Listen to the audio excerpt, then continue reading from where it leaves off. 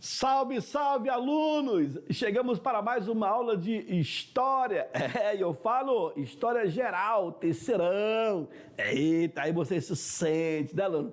Eu sou terceirão. Pois é, você tem um compromisso com a educação no final desse ano. Você que está no terceiro ano, que vai prestar o Enem. Preste bem atenção, acompanhe nossas aulas. E um detalhe, tá? Além das nossas aulas, procura ler, pesquisar, se exercitar no que se diz respeito à redação. Procurar sempre exercitar para melhorar a tua fala, o teu pensamento, a tua junção de ideias, tudo isso irá te favorecer, tá certo? Então, fique conosco, nós já estamos na aula 12.1, rapaz. Olha, passa muito rápido. Passa muito rápido. Daqui a pouco já estamos chegando numa avaliação aí. Então, fique esperto. Aquele nosso contrato, abre o caderno. Já abriu? Ótimo. Agora coloca a data lá em cima, na parte superior. Colocou a data, coloca aí o título da nossa aula de hoje, tá bom?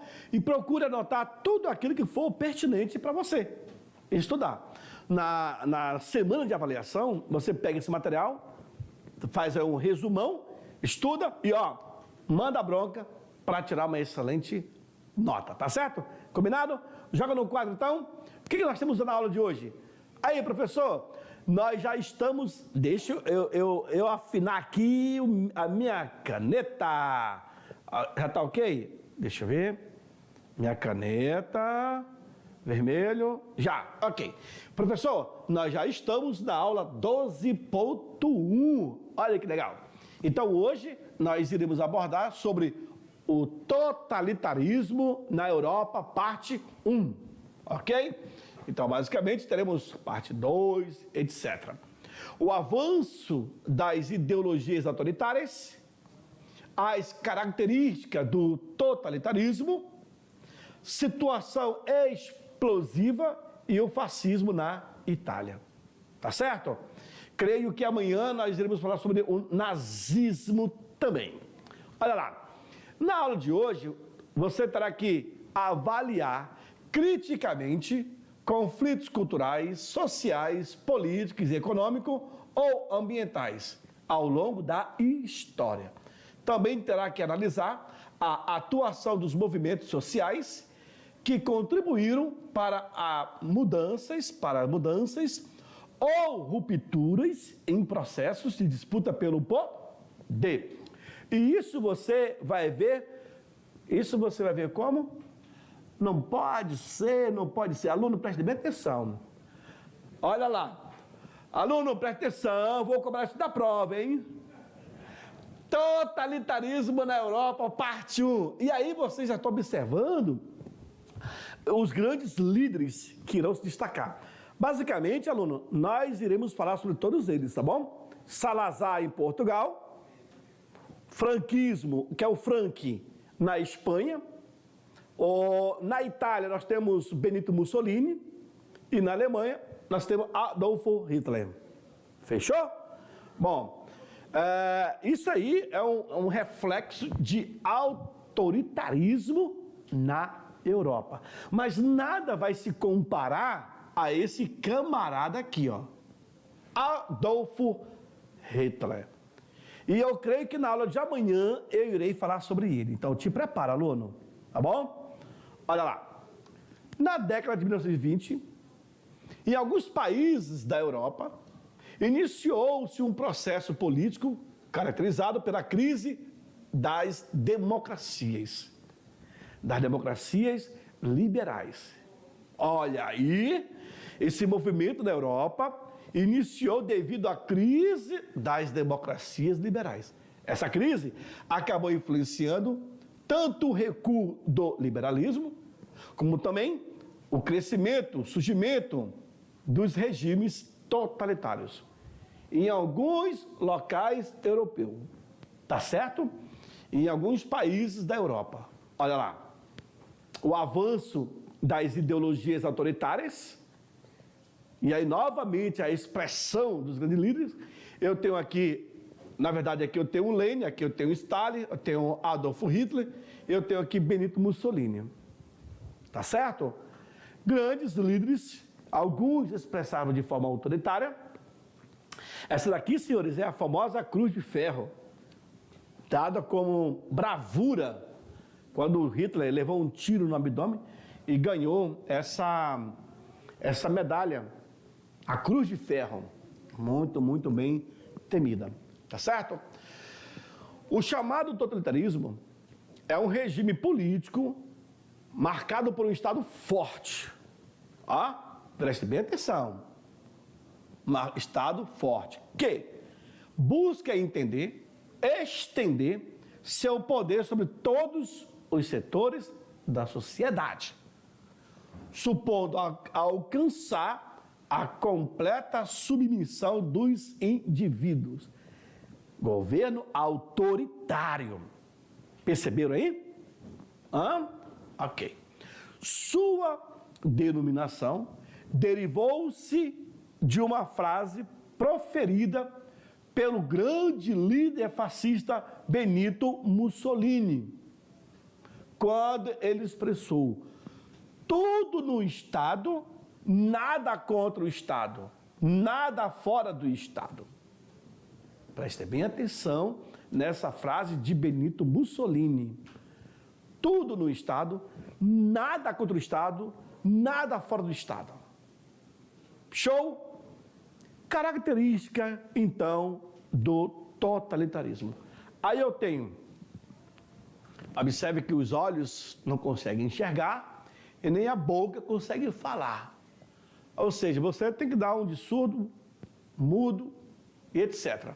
Tá bom? Vejam, entre os distintos elementos que podem caracterizar o totalitarismo, historiadores costumam destacar os seguintes. Vejam, o totalitarismo, ele tem um partido único e uma ideologia oficial, certo?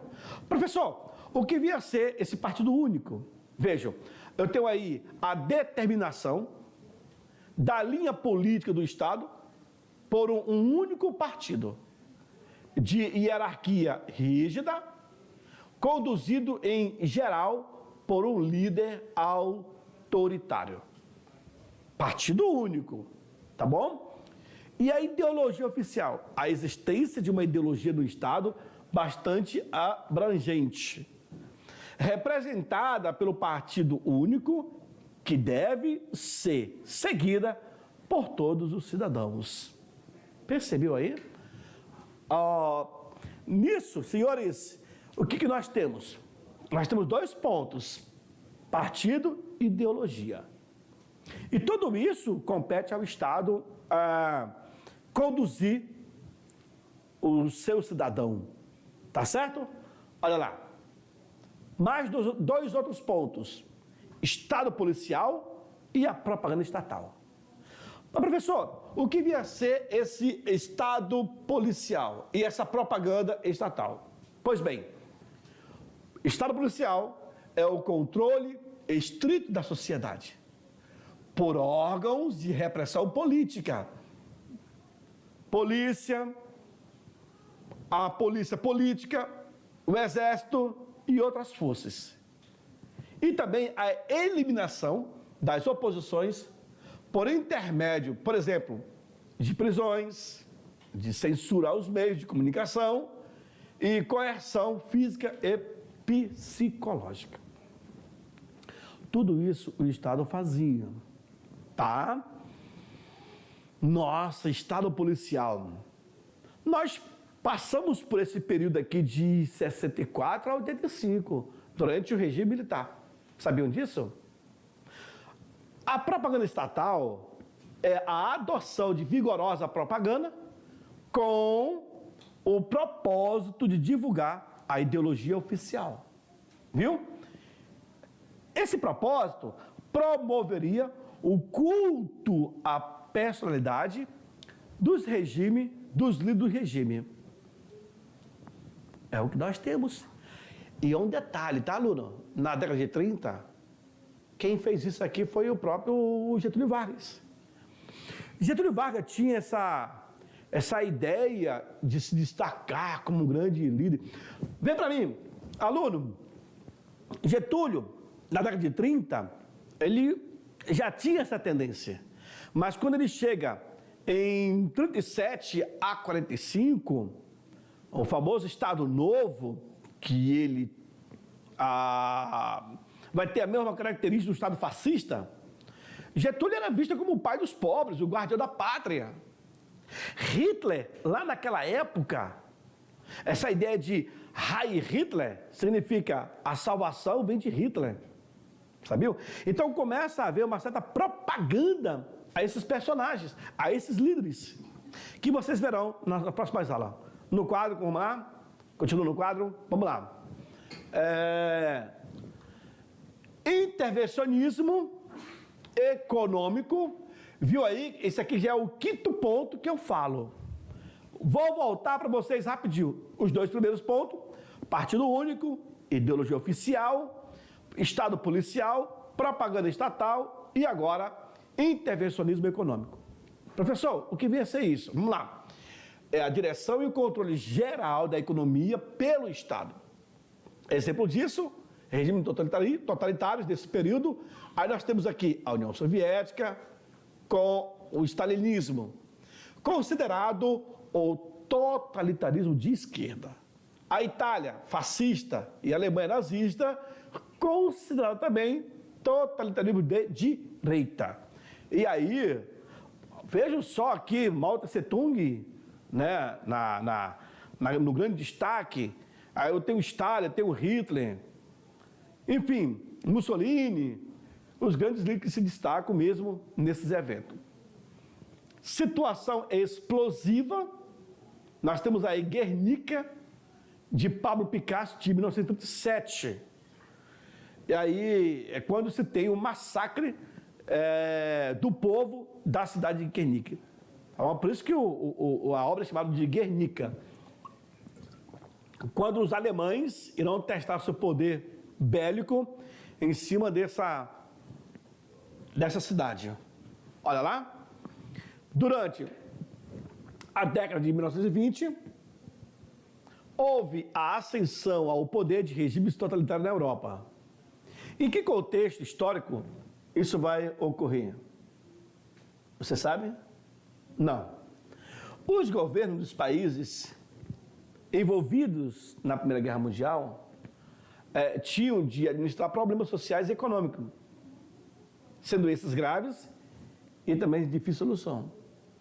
Verdade? Qual seria o mecanismo mais viável para poder resolver isso? Havia a necessidade de reconstruir obras públicas, como edifícios, estradas, pontes, tudo isso para gerar emprego, certo? Restabelecer a produção industrial, criar empregos e pagar dívida de guerra, contraídas principalmente com os Estados Unidos, que era um país rico, estava produzindo e vendia aos países afetados. Por isso que os americanos se tornaram uma grande potência, porque eles não foram atingidos drasticamente no seu território. Agravando a situação, muitos países europeus foram afetados pela recessão americana. Acabamos de ver, na última aula, a crise de 1929. Certo? E aí, tu tens uma ideia, senhores, que esses estados que estão surgiram por alguma causa. Logo após a Primeira Guerra Mundial, esses estados na Europa estavam falidos, era necessário reerguer. Então, novos personagens irão surgir nesse cenário, prometendo isso e aquilo. Na verdade, conduzindo essa nação a um outro regimento. Aí nós temos a Espanha, nós temos Portugal, nós temos na Alemanha, nós temos na Itália, nós temos na União Soviética, em várias partes do mundo. O Brasil também. Vejam, essa crise do capitalismo favorecia a conquista de mais adeptos para o socialismo, que tinham ganhado vigor com o exemplo da Revolução Russa de 1919. Também dentro do quadro do pós-guerra. da Primeira Guerra Mundial. A Primeira Guerra Mundial acontece de 14 a 18. Em 19 começa a Revolução Russa. Nesse cenário, a tensão e os conflitos sociais tornaram-se cada vez mais profundos e vários governos europeus, em sua maioria, democráticos e liberais, e isso aqui é muito bom frisar a vocês, não estavam conseguindo administrar seus problemas, que não eram poucos, tá bom? Só para você ter uma ideia. Vejam, tudo isso preocupava as elites desses países, como os industriais, os banqueiros, grandes comerciantes e latifundiários, que resolveram, então, dar seu apoio a políticos autoritários. Prestou atenção, aluno? Toda essa classe letrada de liderança resolveram apoiar os políticos autoritários, capazes de, na concepção deles, formar governos fortes e restabelecer a ordem social e capitalista europeu. Certo? Com isso, meus queridos, não deu outra. O que vai acontecer? O surgimento desses regimes. E cada um mais intenso do que o outro.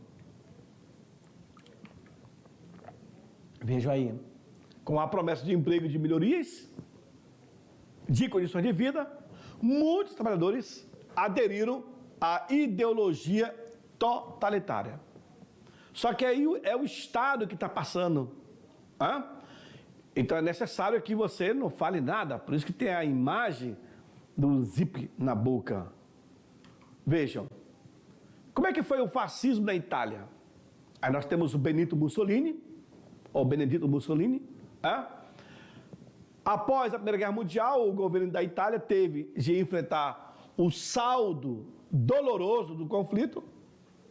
Cerca de 700 mil pessoas foram mortas, 500 mil ficaram feridas e, além do mais, dívidas enormes foram contraídas com os bancos dos Estados Unidos e também da Inglaterra.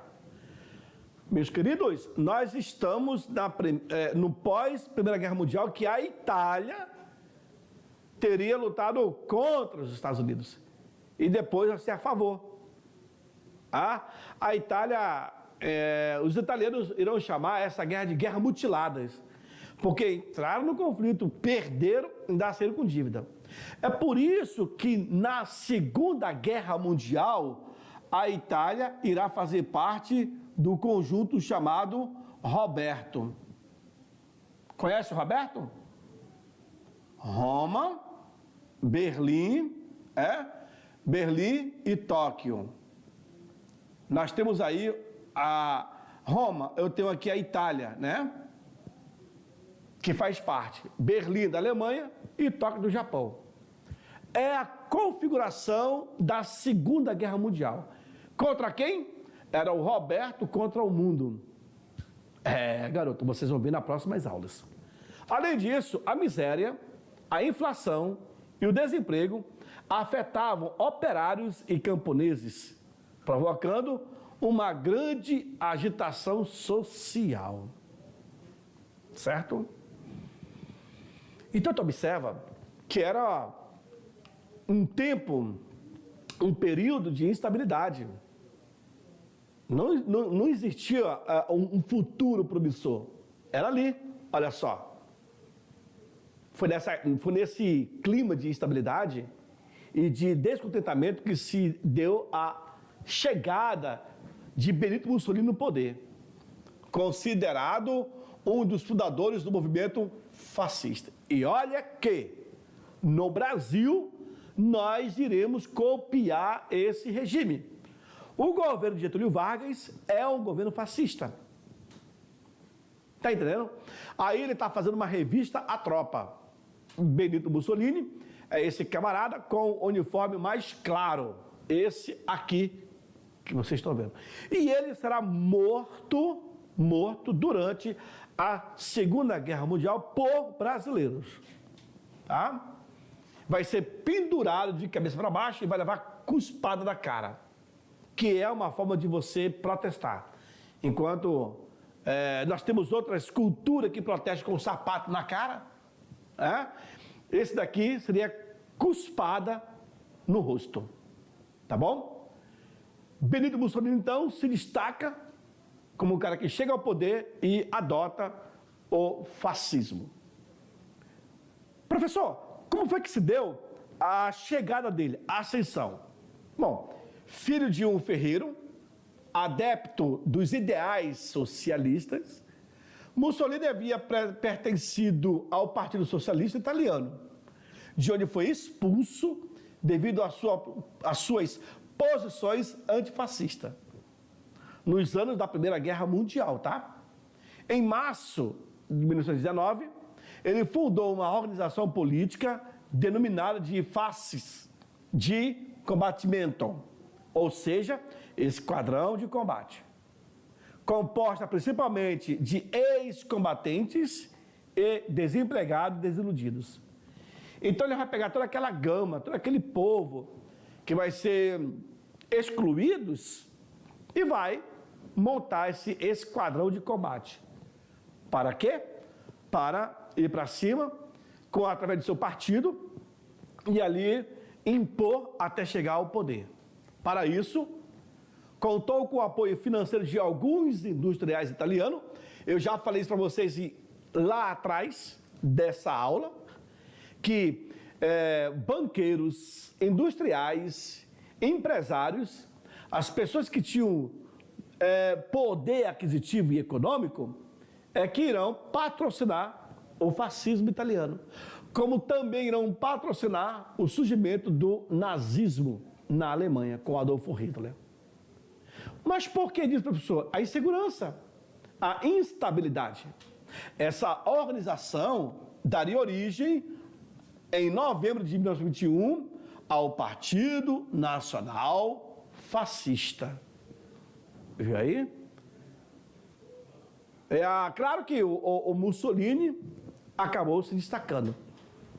Ele e seus companheiros de partido apresentavam-se como a solução para a crise italiana, que saiu da Primeira Guerra Mundial totalmente fragilizada, entrou numa guerra que não era dela.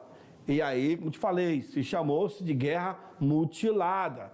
Comprou uma briga que não era deles.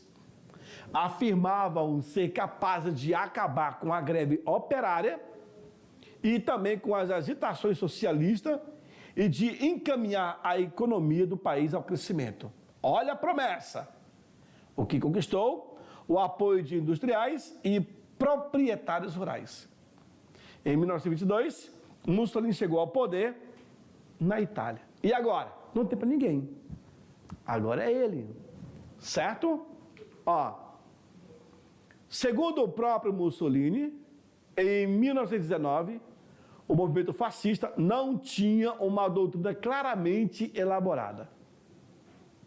Assim como Hitler, são eles que irão criar esses elementos para identificar, como é que eu posso dizer, aluno? São eles que irão criar esses elementos para justificar, as suas verdadeiras intenções quando chegasse ao poder. E isso vai estar bem muito claro na adoção do seu regime. Era impulsionado por uma vontade de cunho nacionalista, dirigida contra o liberalismo e o socialismo. Vejam, contrário ao proletário, antiproletário, o movimento também atraiu parcela das grandes classes médias, conservadoras e da alta burguesia. Por que atraiu? Bom, porque viram em Benito Mussolini a solução para um problema. Nesse carro aberto que eles estão passeando em exposição, ele e Adolfo Hitler. Então observe que esses estados fascistas acabam comungando da mesma ideia. No Brasil, por exemplo, o Getúlio Vargas, que tinha uma admiração pelo Estado fascista e o Estado nazista, quando ele manda prender a Olga Benária, mulher de Luiz Carlos Prestes, ele manda a Olga para a Alemanha e dá de presente para Adolfo Hitler. Adolfo Hitler acaba mandando matar ela na câmara de gás. Por quê? Porque eles combinam entre si. Na verdade, há uma admiração. Vargas colocou em prática aqui o Estado fascista, tanto é que a nossa Constituição de 37 era da Polônia, que vai de 37 até 45. Então, Vargas, na verdade, o Brasil ensaiou uma aproximação com os alemães e depois acabou ficando do lado dos americanos na Segunda Guerra Mundial. E por causa disso, os alemães vão naufragar alguns navios na costa brasileira. Aí é quando os americanos vêm, dão apoio ao Brasil e levam a FEB para lutar em Nápoles, na Itália. Certinho? Bom, na sequência, aos poucos, os fascistas foram definindo suas concepções sobre o modelo de sociedade a ser construído. Não existia nada pronto. Na verdade, essa concepção da construção, ela nasce das atribuições, dos desejos, dos ideais. O que eles buscavam, o que eles queriam, o que eles almejavam. São essas perguntas na construção de um regime. Nem eles sabiam de fato o que queriam, mas estavam construindo. E foi construído. Certo? Neste modelo, o indivíduo, ele deveria ser submisso à necessidade do Estado. Ou seja, quando você pertence a uma nação, você serve a esse Estado, não importa o momento. Na hora que ele te chamar, você está apto a servi-lo. E essa é uma ideia de Estado fascista. Quando você fala assim, o indivíduo deveria ser submisso à necessidade do Estado, que se tornaria então uma instituição poderosa, capaz de controlar a vida pública e a vida privada. Hoje se fala muito em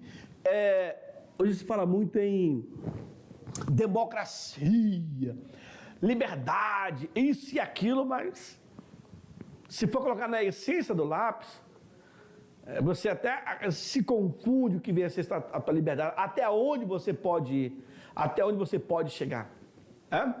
A vida pública sua, quando que ela se torna privada ou não?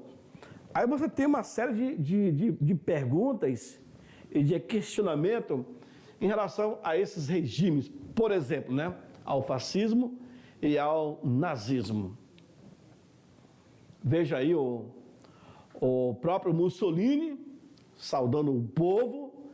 Então, por incrível que pareça, querendo ou não você acreditar, o Estado fascista e o Estado nazista vai ser patrocinado pelo povo, gente. Para você ter uma ideia, o povo pagava para assistir Adolfo Hitler falar. Porque Hitler falava aquilo que os ouvidos queriam ouvir. O povo estava tão descrente, tão desconfiado, que quando Hitler começava a falar, ele cuspia de ódio. E essa leitura que se faz da expressão facial de Hitler, o ódio estampado no olhar, o ódio estampado na dicção, que ele falava fortemente, dando murro ao vento, ao tempo, era isso que fazia com que a pessoa acreditasse cada vez mais nele. Por isso que Hitler manda aí para os campos de concentração mais de 6 milhões de judeus, onde foram mortos negros, deficientes mentais, físicos, lésbicas, gays, ciganos.